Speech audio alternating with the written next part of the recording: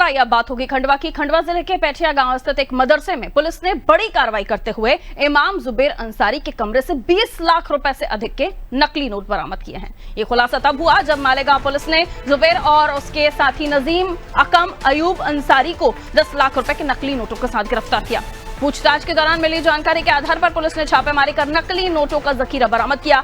घटना के बाद प्रदेश की राजनीति गर्म है। मंत्री कैलाश विजयवर्गीय ने कहा, मदरसे अब अवैध गतिविधियों के केंद्र बनते जा रहे हैं। सरकार को ऐसे मदरसों की जांच कर शिक्षकों और कर्मचारियों का पूरा विवरण जुटाना चाहिए। उन्होंने मुख्यमंत्री से राज्य भर में मदरसों पर निगरानी और नीति बनाने की मांग की है। वहीं बीजेपी विधायक रामेश्वर शर्मा ने कहा, यह दुर्भाग्यपूर्ण है कि शिक्षा के केंद्र माने जाने वाले मदरसे अब राष्ट्र विरोधी गतिविधियों से जोड़े जा रहे हैं। उन्होंने इस्लामिक विद्वानों से अपील की है कि ऐसे मदरसों को सुधारें या बंद करें। शर्मा ने कहा, मदरसे कभी नकली नोट, कभी आतंकवाद तो कभी राष्ट्र विरोधी गतिविधियों में शामिल पाए जाते हैं। ऐसे संस्थानों की सख्त जांच जरूरी है। देखिए, मुझे लगता है कि ये मदरसा वाले जितने भी केंद्र हैं, ये बहुत अवैध गतिविधियों का केंद्र बनते जा रहे हैं। पहले ऐसा नहीं था, और अब बाहर के लोग आकर इस मदरसा में काम कर रहे हैं, और न सिर्फ काम कर रहे हैं बल्कि अवैध गतिविधियां भी कर रहे हैं। मुझे लगता है कि जो मदरसा में पढ़ाने वाले लोग हैं, उन सब की जानकारी सरकार को हासिल करना चाहिए। गतिविधियां क्या क्या चल रही, उसके ऊपर सरकार को ध्यान देने की आवश्यकता है। मैं मुख्यमंत्री से निवेदन करूंगा इस विषय को गंभीरता से लेकर, और बाकी भी प्रदेश में जो मदरसे चल रहे हैं उनके बारे में एक पॉलिसी अवश्य बनाना चाहिए। देखिए, हमें ये संदेह पहले से था और हम बार बार ये सचेत करते आए हैं। अब तो हम तथा कथित जो इस्लाम के जाने माने बुद्धिजीवी हैं और जो स्कॉलरशिप इस्लाम के कहलाते हैं, उनसे रिक्वेस्ट है कि या तो इस मदरसाओं को ठीक करो। ये मदरसा कभी कभी आतंकवादी गतिविधियों के केंद्र निकलते हैं, कभी कभी वहां पर जो है गुप्तचरों के काम होते रहते हैं, कभी कभी इन मदरसों में नकली नोट पाए जाते हैं, कभी कभी इन मदरसों में व्यभिचार होता है, और ऐसे मदरसों को बंद करना अब अति आवश्यक है। इसलिए इस्लामिक समझदार लोग या तो स्वयं होकर मदरसे बंद करें, अन्यथा सरकारों से भी हमारी प्रार्थना है कि मदरसों पर कड़ी नजर रखी जाए, क्योंकि ये मदरसे कहीं न कहीं देश विभाजन का केंद्र बिंदु न बन जाएं। इसलिए इन मदरसों, ये मदरसा भारत की करेंसी को चुनौती देते हैं, ये मदरसा भारत के संविधान को चुनौती देते हैं, ये मदरसे कभी कभी राष्ट्रगान को चुनौती देते हैं। कुल मिलाकर ये मदरसा अब हिंदुस्तान में अराजकता के केंद्र बनते जा रहे हैं, और इसलिए ऐसे अराजकता के केंद्र के खिलाफ सरकारों को सख्त कार्रवाई करना चाहिए। मालेगांव में आज भी पकड़ा जाता है और खंडवा में नकली नोट मिलते हैं। इससे आप समझ लीजिए कि मदरसों का जाल पूरे विश्व में फैला हुआ है, और इसलिए ऐसे मदरसों को ध्वस्त करना अति आवश्यक है। मदरसों के कनेक्टेड चेन और उसके साथ ही रामेश्वर शर्मा का यह बयान कि मालेगांव में नकली नोट पाए जाते हैं और बाकी जखीरा आप खंडवा में देखते हैं।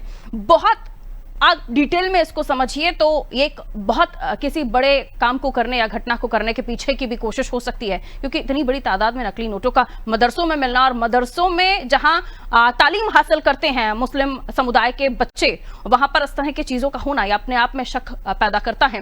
और फिर जांच की भी बात सामने आती है तो लगता है कि जांच हो ही जानी चाहिए। न जाने कौन सी ऐसी गतिविधि यहाँ पर पनप रही होगी या उसकी तैयारी की जा रही होगी। आइए ऐसे समझने की कोशिश करते हैं। हम ब्रिजेश चौकसी जी हमारे ब्यूरो हमारे साथ लगातार बने हुए। नकली नोट मदरसों में पाए जाना और उसके बाद मालेगांव से उसका कनेक्शन होना, न जाने कितनी जगहों पर और इनकी चेन फैली होगी। और जांच की बात कही जा रही है, चाहे मध्य प्रदेश की बात कीजिए, अन्य राज्यों में मदरसों में कुछ न कुछ अवैध चीजें पाई जा रही हैं। ऑडिट की बात करते हैं तो पता चलता है कई सारे ऐसे मदरसे हैं जो इलीगली संचालित हो रहे हैं, इनका कोई रजिस्ट्रेशन नहीं है। ऑडिट की बात आती है तो किसी तरह का कोई पेपर वर्क नहीं है, बाहर से पैसे फाइनेंस होने की भी बात कई बार सामने आती है।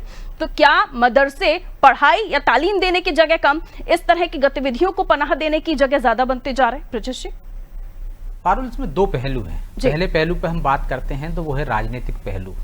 जो लोग ये बयान दे रहे हैं, एक मंत्री हैं, एक विधायक है। सरकार किसकी है? बीजेपी की सरकार है।